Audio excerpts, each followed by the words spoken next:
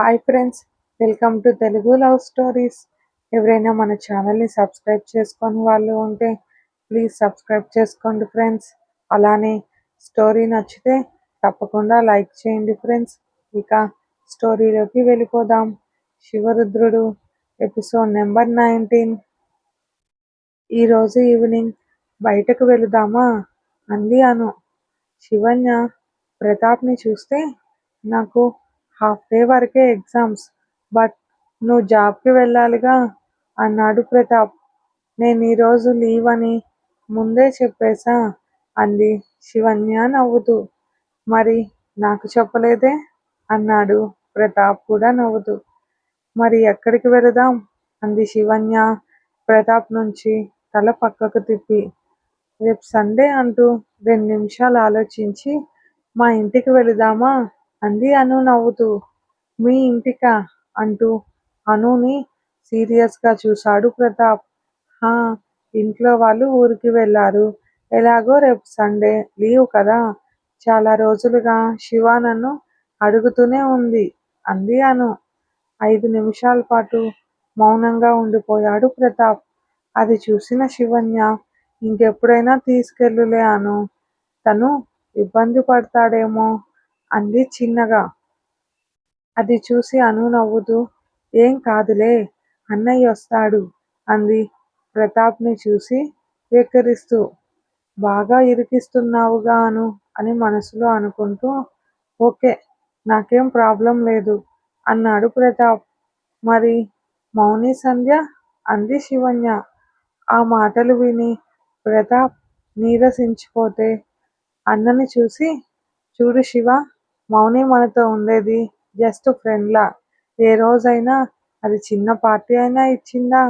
ఏమన్నా అంటే మా పెద్దమ్మ వాళ్ళు రిచ్ అంటుంది. ఇక సంధ్య మనతో నార్మల్గానే ఉంటుంది. మన ఇద్దరం ఉన్నట్లు వాళ్ళు అంత ఫ్రీగా ఉండరే. అందరినీ మంచోళ్ళనుకునే ఈ తింగరితనం మానేయ్. నేను అన్నయ్యతో నీతో ఫ్రీగా ఉన్నా.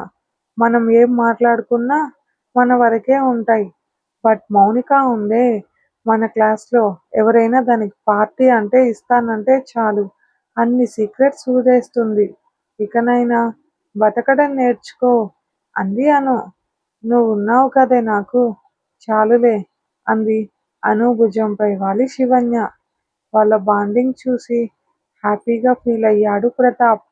అయితే మరి మనమేనా అన్నాడు ప్రతాప్ టాపిక్ చేంజ్ చేస్తూ. హా అంటూ శివన్యని చూసింది అను. అలా చూడకే, ఇప్పుడు మీరు ఒకటైపోయారు అంది శివన్య. నీ వలనే కదా నాకు అన్నయ్య అయ్యింది. నువ్వొద్దంటే నేను మాట్లాడనులే అంది అను. ఏయ్ పిచ్చా అను, నేను మాట్లాడినా మాట్లాడకపోయినా మీరు ఇలానే అన్నా చెల్లెల్లా ఉండండి. నేను జీవితాంతం హ్యాపీగా ఉంటాను అంది శివన్య. శివన్య మాటలకి ఇద్దరికీ గిల్టీ ఫీల్గా ఉన్నా తర్వాత తనకు నచ్చజెప్పొచ్చనుకొని కళ్ళతోనే ఒకరికొకరు చెప్పుకున్నారు అను ప్రతాప్. బస్ దిగి కాలేజ్కి వెళుతుంటే శివన్య చేయి పట్టుకున్నాడు ప్రతాప్. అది చూసి అను ముందుకు వెళితే, ఏంటి అంది చేయి వంక చూసి అటు ఇటు చూసి.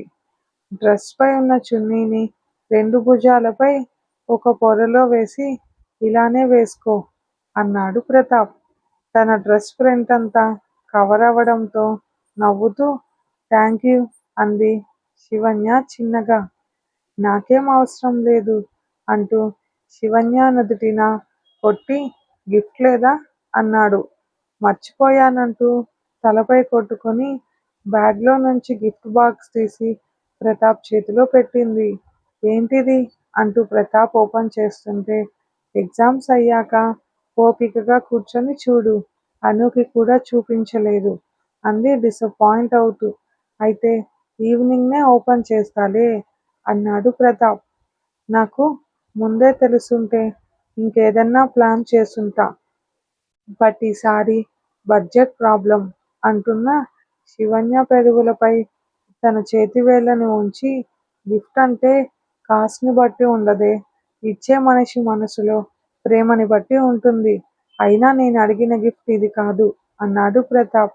మరి అంది అమాయకంగా ఆలోచిస్తూ శివన్య. తర్వాత చెప్తాలే, ఎగ్జామ్కి టైం అయింది, నువ్వు క్లాస్కి వెళ్ళు అన్నాడు ప్రతాప్. సరే అంటూ ఆలోచనలతోనే క్లాస్కి వెళ్ళింది శివన్య. వాళ్ళిద్దరినీ చూసిన సోని పళ్ళు నూరుతూ హ్యాపీ బర్త్డే ప్రతాప్ అంది. థ్యాంక్స్ అంటూ సీరియస్గా చెప్పి ఆ గిఫ్ట్ని తన బ్యాగ్లో పెట్టుకొని వెళ్ళిపోయాడు ప్రతాప్.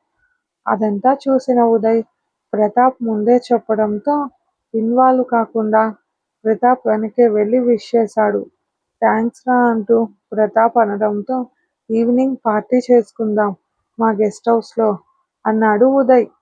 లేదు ఉదయ్, ఇంట్రెస్ట్ లేదు, ఈసారి ఇంకెప్పుడైనా చూద్దాం అంటూ వెళ్ళిపోయిన ప్రతాప్ని అసహనంగా చూస్తూ ఇంతలో అంత మార్పు ఏంటిరా అనుకున్నాడు మనసులో.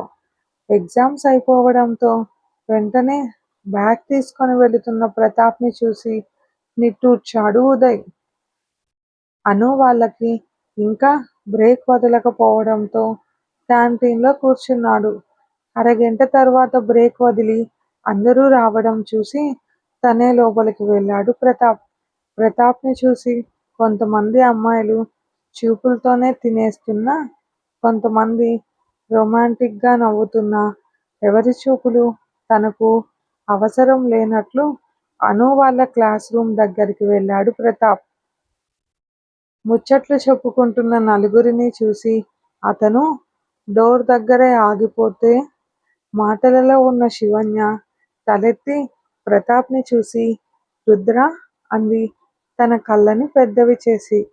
ఏంటే అంత ఎక్స్ప్రెషన్ ఇచ్చావు అని బ్యాగ్స్ తీసుకొని వచ్చేయండి అన్నాడు అనుని శివన్యని చూసి.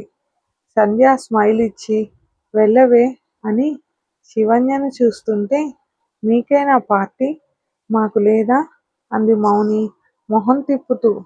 మీరంతా రిచ్ కదా, మా పార్టీలు సరిపోవులే అంటూ మౌనికి చురక వేసి పద శివ, మార్నింగ్ కూడా ఫాస్టింగ్ ఉన్నాం అంటూ శివన్య చేయి పట్టి లాక్కెళ్ళిపోయింది అను.